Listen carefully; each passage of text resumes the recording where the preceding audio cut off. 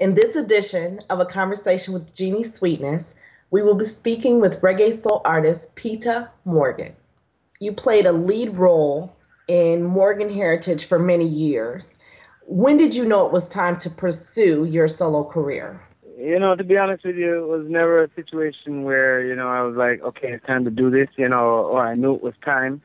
After we put out the last album, Mission in Progress, and we toured Europe that year, and we toured the U.S. that year, and in the fall of, I think it was '08, when the album came out, we were supposed to go back into Europe, but we canceled the tour because of a reoccurring injury that my brother Gramps had from his days of football in school, American football.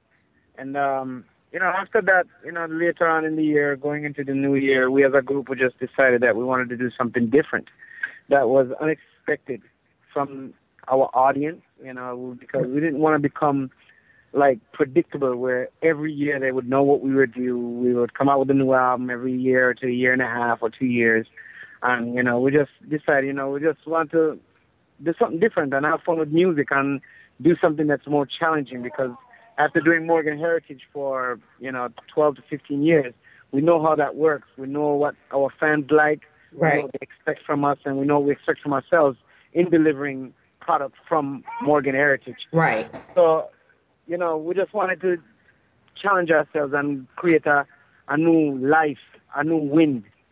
So, we just decided as a collective group to do solo projects. Right.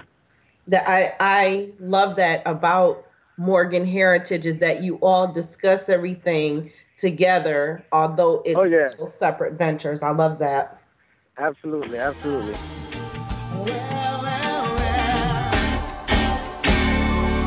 She's still loving me, though I've caused her so much pain. Yes, I've done my share of wrong, time and time again. Ooh, she's still loving me. Yeah. And I can't deny.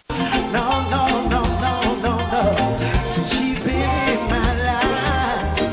she's been in my life, everything's been going fine. And I'm proudly to the world, yeah. She's mine, one and only. And I ain't going nowhere. I ain't gonna leave my lady for no one. She's mine, one and only. And I ain't going nowhere. I ain't gonna leave my lady. Now, I've listened to your singles, a couple of the singles you have out, and it has a real soul and R&B vibe to it. Has American music had a big influence on your solo material? American music has always had an influence on me personally as a person. Okay. As an artist, even within Morgan Heritage, where, a lot of our love songs have soul influence in them, vocal-wise. Even songs from She's to Loving Me, To Love You Right, and so many others. Best Friend, and the list can go on and on. So, in doing the solo projects, what we decided as a group was each person would challenge themselves and, do the music that mostly influenced them. And people would understand why Morgan Heritage have the sound we have. Right. We just don't, we're a roots band with, with an R&B vocal overtone to our music. And the reason for that is because, we grew up in America. We listened to nothing but R&B and hip-hop music. Right. We did grow up listening to a lot of rock music as well, but, R&B and hip-hop music is in the heart and soul of me as a person. Right. Well, we definitely hear that not only in your music, but also I saw some of the pictures that you took, and it does have like a R&B feel to your pictures as well. I saw some of your poses. I hear you. Well, with Morgan Heritage, you get the best of both worlds between Jamaica and America, you know, USA to say. Right. You know what? Tell us what it was like the first time you went out on the stage as Peetah Morgan without Morgan heritage there with you. It was nerve wracking, man. I mean, it's like I felt out of place. I was like, what am I doing? You know, where's everybody else? It's like everything that could come up negative in my mind, you know, to make me uncomfortable was there. It came up. You know? Right. Everything, you know. But I mean, after like probably about 15 minutes or halfway through, you know, I was like, you know, okay, it's a reality. We're doing this, so get over it and do what you do best. You know what I mean? Right. Right. So, you know, we actually interviewed Gramps a few months back, and we asked him this question, and we want to ask you the same thing. How is Right. the process different when you go into the studio to make your R&B soul music versus when you're going in the studio to do the roots reggae music? I mean, the process is the same. The only thing that's different is the vibe and the energy, because R&B soul music has a different vibe from roots music. You know what I mean? So it brings a different spirit in the studio, Right. in the whole atmosphere of what you're trying to convey through the music, the message you're trying to deliver, the songwriting, the subject matter that you're addressing in the song. You know, all of that is different. Roots music is a music. It has a lot of social commentary in it, and you know, a lot of spiritual awareness in it. It's almost like gospel music, American gospel music. Right. You know, Right. it's always about something that's significant in today's world, or yesterday, or in the future. Right. But with the R&B music, it's a little more laid back for me. It's not as edgy as it is when I'm doing roots music, but it's very comfortable for me. You know what? Another thing that I believe that the fans will enjoy. You just spoke about spiritual awareness, Absolutely. and I can tell like one of your songs, "Salute Them." You know, I feel that spirituality coming through in that song because you speak about the hardship being young and living during these difficult times. True. That song is very, very powerful, and I look at it as actually motivation. Absolutely. I mean, you know, a lot of people have a lot of negative things to say about the youths and how they're growing up, but at the same time, you know, you have to really look into their lives and for a minute put yourselves in their shoes and really look at what they face and what opportunities are really out there for them. Right. You know, look at the school systems in these areas that we call the ghetto compared to school systems in the suburbs. Right. The scholarships that the kids are offered. You know, it's a whole lot that the youth of today are facing. On top of that, we have an economic crisis that is affecting the whole world. Right. So we don't really know how their future is going to turn out compared to how ours did or our parents or our grandparents did. You know what I mean? Right. So they're facing a lot. So I had to, you know, I felt it was necessary for me as a person, you know, growing up in these type of areas in America, like Brooklyn, New York, and places like that, to really put to music what the reality of what really is, you know, because a lot of people, you know, we get caught up in the dreams and the hype and the bling and the, you know, Right. the things that are before our eyes, that Hollywood puts before our eyes, or And you know, wanting what it urban music. fast. You want it fast right now. Yeah, absolutely. You know what I mean? But the reality is, all these people that are caught up in, you know, the life of what's going on in Hollywood and reality TV, we don't live that way. We don't live that. What they call reality TV is not a reality for the majority of people living out here in the world. Right. You know? Right. It sounds like you have a soft spot for the youth. So do you see yourself right now or in the future working directly with the youth here in America? Yeah, man. Makeup? Yes, man. It's a must. It's a must because, you know, I feel it for them. You know, I'm blessed to know that I grew up in the ghetto. Right.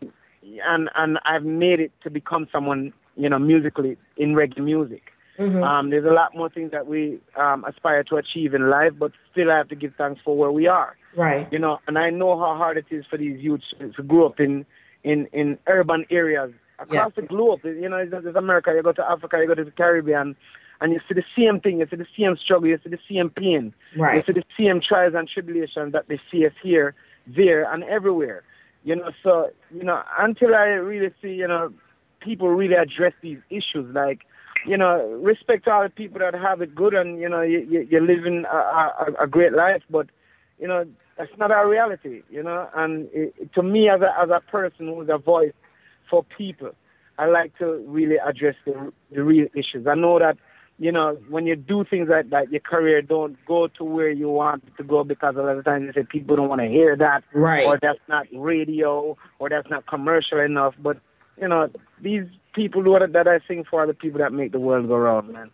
You know, and that's why I have a strong love for neo-soul music here in America, because people like, you know, Jill Scott, Erykah Badu, Anthony Hamilton, Lauryn Hill, and these people, they sing for the heart and pain of the people of today's society. That's true. It's funny that you mentioned those artists in that genre, because that's what I get from your music as well. Absolutely, I give thanks for that. You know, those people highly inspire me. They highly inspire me, and you know, I salute them as artists and pioneers that I can follow in their footsteps. So do I hear a collaboration with one of these artists coming up soon? I mean, it would be a dream come true, trust me. But I mean, anything is possible. You know, it's not far-fetched, and it's not something that's hard to achieve. It's just something that, you know, we need to make become a reality. But, you know, God's willing, all these things will become a reality. All right. I like to hear that. How do you maintain a balance between your personal life? I mean, being so, you know, having such a big heart and being so spiritual. How do you maintain a balance between your personal life and your professional life? I mean, I try to not be, you know, not bring the stage to my home, or the fame and the entertainment back home to my family. You know, when I'm home, I'm just Peetah. You know, that's why I call myself Peetah, because that's what my family call me. Jamaica, or, you know, from Brooklyn, they say, yo, Peetah, what up? You know, so I like to be normal. You know, I don't want, you know, people to come to my home and feel like we're gonna talk about where I was last week in Europe, or I go to Australia this year. I don't want to hear about that. When I'm home, I want to talk about, you know, what my kids did in school today. How's your homework? How's your report cards? You know, are we gonna go to the park today? You know, just what everyday people can do. You know, I don't want to be home and feel like I need bodyguards at home with me, and that's not living to me. Yes. And that's what I say. And what people don't realize is that entertainment is one thing, and that's exactly what it is. It's entertainment. You know, it's not a life. That's why you see a lot of artists, when they're not on top, they either end up on drugs, or, you know, they just end up in the worst places because they don't separate the reality from what is fantasy, You know, from the fantasy. You know, yes, you have achieved a lot through music, and it has blessed your life, but at the end of the day, you know, when nothing stays on top forever, you know what I mean? What goes up must come down. So when, you know, that time comes where you have to become back to reality, you have to be able to adjust. So I try not to put myself in a position where I could never adjust.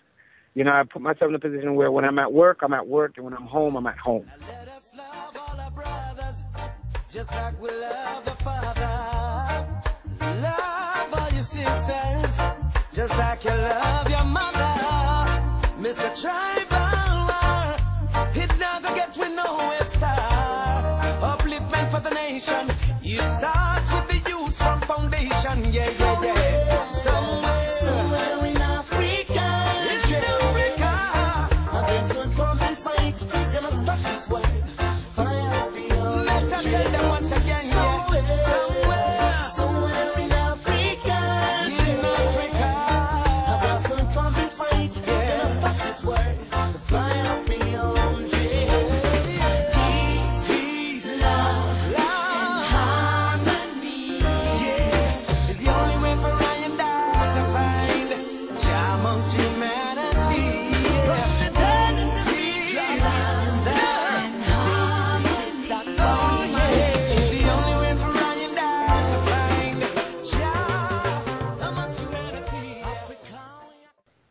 So when you're meditating, when you're not performing, when you're not on a stage or recording a song, what type of music keeps you in your positive meditation?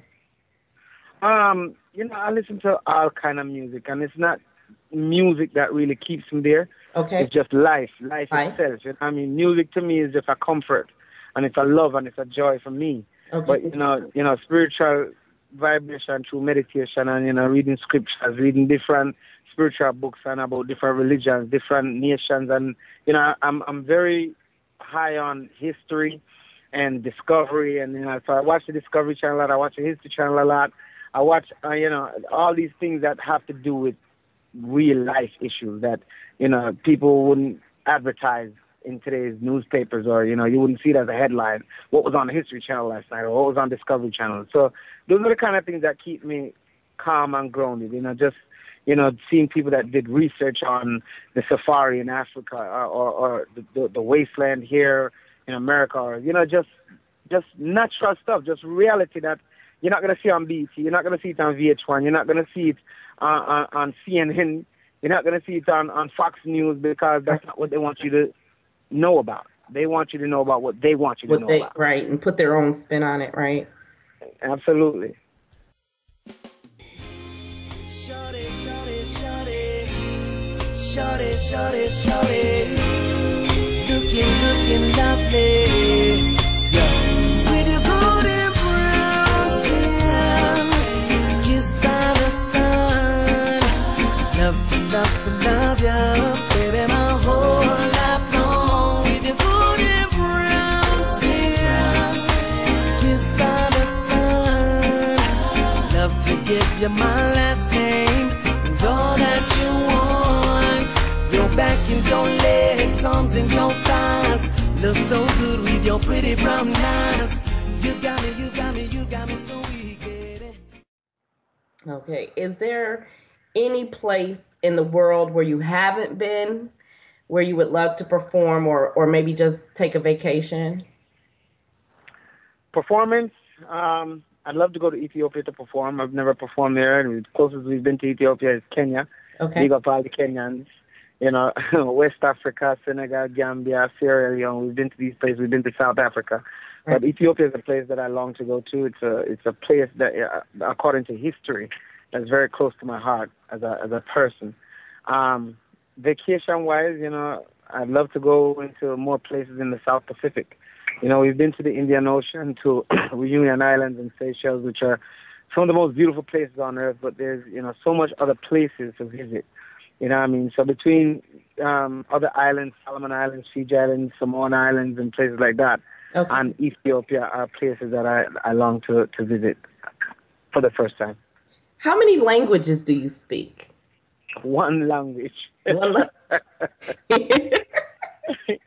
English. But, the funny thing about it, me actually about language, I don't have a problem communicating with people with different language, because I read body language. Okay. I mean? It's like, sometimes we go to Italy, Spain, and these places, and we're going to the store to buy stuff, and the people in the store are talking to me in their language, and I'm talking to them in English or Patois, like I was speaking Jamaican. Right. And for some reason, we find a common ground through our body language, and we're communicating with each other. Right. But that's one thing that I wish I did do going to school. I wish I did pick up a foreign language. Okay. That's one thing that, if I was to go back to school and do it again, I'd definitely take up at least two languages, which is probably Spanish and French, which are big languages across the globe. Right. Speaking about your international travel and language and think, what was the funniest or the most bizarre thing that's ever happened while you were on tour or while you were during a show? Oh, man. Oh, Lord. It's so much, I don't even know where to start. There was one time we were in Europe, and an African a fan from the audience. Mm-hmm. This guy was at least 6'10", 6'11". Wow. And for some reason, we saw him coming closer to the stage from the audience, but, we just thought he was coming to come to the front. Right. But for some reason, the guy leaped up from the audience onto the stage. And, he just started dancing, and we were all, just like looking at each other and like, what is this? And, in his dancing, he opened up his arms like a bird and started flapping his arms. And I kid you not, his arms reached from one side of the stage to the next side of the stage, hovering over us, and we're like, this is unreal. But we're still playing, and we're looking at this guy, we're looking at the audience, and it's just, it was just bizarre, and there's so much other things that has happened. When we play for the African audience, it's the greatest joy for us because these people let the music invoke them to a level that I've never seen before. They appreciate the music, they love the music, and, the music just takes total control over them. And, however they move and however they behave, it's like that doesn't matter to them. It's almost like when David danced in the streets till he danced out of his clothes, Right. I see that happening to everyone, in these African nations when they come to the concert. Well, that's what music is about anyway. It gets in your soul, and just completely takes you over. So I can imagine being on the stage and being able to watch that must be a truly surreal experience. Yeah, man. There are many youth who want to come into this industry. They want to be a promoter, they want to be a producer, or they want to do an artist. They want to be an artist like yourself. What advice do you have for them? I mean, you got to be strong. It's not an industry for lightweights. You have to be strong-willed, and you got to be a go-getter and never let anyone tell you no. If this guy tells you no today, go find some other way of getting through that door. Okay. Your only holdback is yourself. You know what I mean? And, I've seen people with great talent. I've seen people with no talent get to high places in this industry. We've all seen it. Right. So it's just a matter of being a go-getter and never giving up, believing in yourself. Because if you don't believe in yourself, then don't expect anyone else to believe in you. And I tell people all the time, there's no promotion like self-promotion. So promote yourself like nothing else. You know what I mean? And just give it all. Give it everything you got, because if you know that you have a God-given talent and, you will get to where you're getting to. And always keep God close. Keep God close. I just know that He's close, because in our reality, God is always close. Yes. But we forget that He's close more time, you know what I mean? So keep Him in everything you do and put Him before everything you do. And with God, anything is possible. Absolutely. You were speaking about self-promotion. And I was sent your website and also sent your music through email. What ways do you and your team use the social media, Facebook, Twitter, websites to promote your music? I'll be honest with you, I got a team that's around me that I love dearly, and they've been great with me. That they're teaching me a lot about it. I'm so caught up in the music, and I love being in the studio, where I know that the social network is a strong part of promoting yourself today, but, I'm not into it like I should be. So I couldn't even advise anyone on how to use the social network to advertise yourself. But, it works. And I'm just grateful for the people that are around me, that are helping me to maintain that presence on the social network and keeping me in the loop with it and educating me on it as we get more into it day to day. Right. Yeah, it's I love it, and I thank you for taking this time out to speak with us and to give us some insight into Peetah Morgan as a solo artist. Absolutely. We really appreciate it. But before you go, there's one thing. You are an artist, so I need to hear just a few bars. Just belt it out for us. Okay. I will be mindful of the friends that you will keep. More time of them I said the practice, keep your sleep off your feet. But pay more attention to your enemy them. When of them was close to you, turn like Judas in the end. Be mindful of the friends that you will keep. More time of them I said the plot to sweep you clean off your feet. But pay more attention to your enemy them. When of them were close to you, turn like Judas in the end. That's for those, that deceive you in life. Just be strong and stay focused.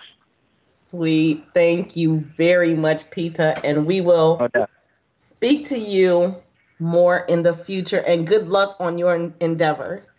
Thank you so much, and God bless you all. God bless. This interview will be featured on GenieSweetness.com, ReggaePromotions.com, and promoted on several social media sites. Facebook, Twitter, MySpace, and YouTube primarily, and sent to FM, XM radio stations for syndication. This has been Genie Sweetness for ReggaePromotions.com. Listen. Every day when I rise, I don't feel so alive, cause I'm where we're headed. Self-destruction is the aim, and there's no one but to blame. It's been a long time coming. So my seat and them not talk about it. It's like every love I got is a mountain. Just check it, how much we give me something rising, and how much more the people are dying. Yeah. To save the world, we have to change where I want ya.